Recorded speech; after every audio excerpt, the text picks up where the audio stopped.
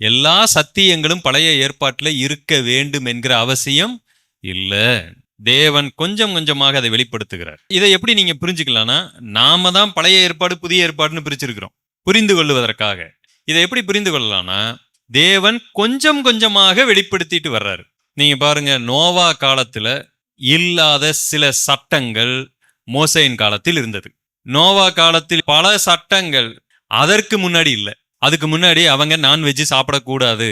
தேவன் எந்த ஒரு இடத்துலையும் நான்வெஜ், அதாவது அசைவத்தை நீங்கள் சாப்பிடலான்னு சொல்லவே இல்லை. எப்ப நோவா படகிலிருந்து வெளியே வர்றாரோ அங்குதான் சொல்லுகிறார், பூமியில் இருக்கிற மிருக ஜீவன்களை உங்களுக்கு நான் என்ன பண்ணேன், ஆகாரமாய் கொடுத்தேன். இப்ப அவங்க இடத்துல இருந்து கொஞ்சம் யோசிங்க. அவங்க என்ன சொல்லுவாங்கன்னா, அது பழைய ஏற்பாடு, அவங்களுக்கு இது இப்ப வந்தது என்னவா இருக்கும், புதிய ஏற்பாடு. அப்ப அன்றைக்கு இருந்த ஜனங்களுடைய பார்வை கொண்டு பார்த்தா அவங்கெல்லாம் வெஜிடேரியனா வாழ்ந்துருக்கிறாங்க, நம்ம மட்டும் இப்படி.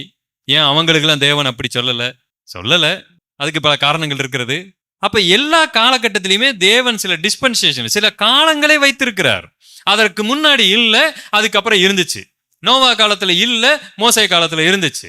ஆபிரகாம் காலத்துல, அதுக்கு முன்னாடி விருத்த சேதனத்தை பற்றி பெரிதான எந்த ஒரு இது நம்ம பார்க்க முடியாது, ஆபிரகாமுக்கு கொடுக்கிறார். இப்படி நிறைய சொல்லிட்டே போலாம். அந்த அடிப்படையில இயேசு கிறிஸ்துவுக்கு முன்னாடி ஆலயம், சரீரம் என்கிற பெரிய அளவு அந்த வெளிப்பாடுகள் அதுக்கு முன்னாடி இல்ல, அதுக்கப்புறம் இருந்துச்சு. இயேசு கிறிஸ்து மரித்து பரமேறி போறதுக்கு அப்புறமும் சில வெளிப்பாடுகள் நமக்கு இருந்தது அப்போஸ்தலர்கள் மூலமா. சோ இந்த புரிதல் நமக்கு தேவை.